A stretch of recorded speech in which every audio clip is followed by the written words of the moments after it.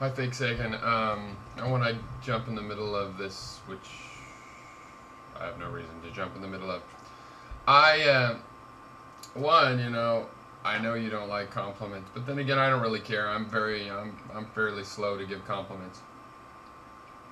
And when I do give compliments, therefore, I feel like I can go whole hog and be as saccharine as I like.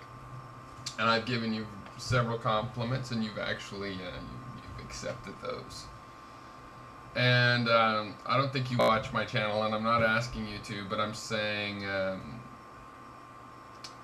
of the people watching my channel might be surprised that I do enjoy and respect your videos quite a bit. I think you are a working class intellectual, which I thought before I knew what you did for a living, and I have a soft spot in my heart for that kind of thing. I don't like class war because I don't like war in general. I'm sick of war metaphors. War on drugs, stupid thing. War on poverty. How you can have a war on poverty? It's war, war, war. And I'm not against conflict. I don't think conflict is going to go away. But I just don't think all conflict is war.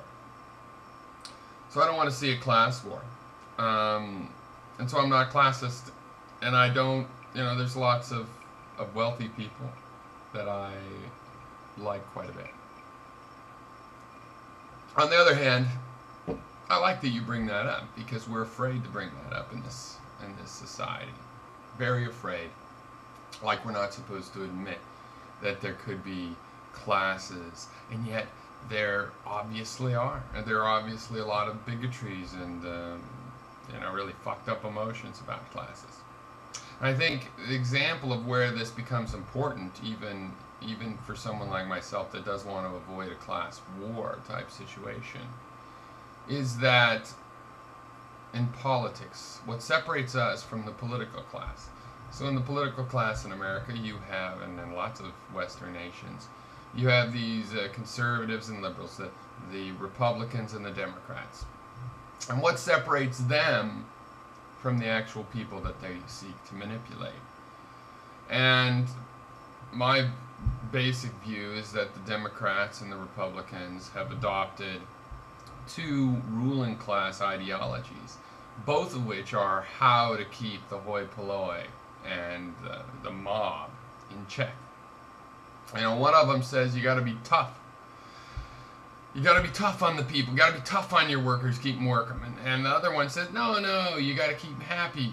Be as good to them as you can, but you give them as much as you can.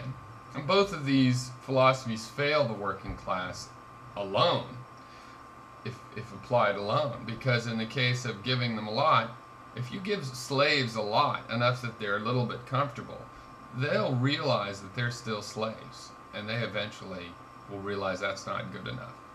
And if you, work them hard, and push them down and oppress them, they'll realize they're oppressed, of course, and with nothing to lose, they'll revolt in that situation as well. But back and forth, if sometimes you have the carrot, sometimes you have the stick, why, that's proven pretty damn effective. And this separates us,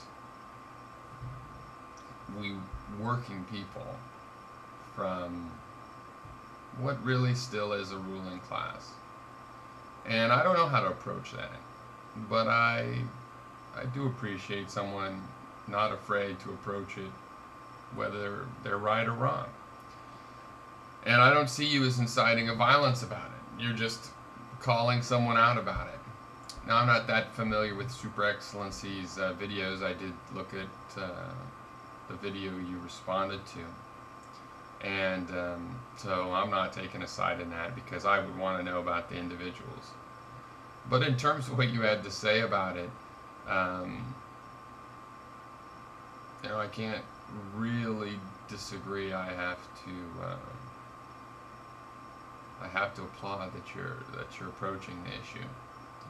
And as I say, this might come as a surprise. I like to just talk about philosophy on YouTube, and even politics. And a lot of people think that those are, ivory tower interests, that the abstractions, that these are all interests that would preclude me from wanting to get into this dirty issue of classes and class thinking and class stratification and the differences and the irreconcilable gaps between those that would control the world and those that would keep it going.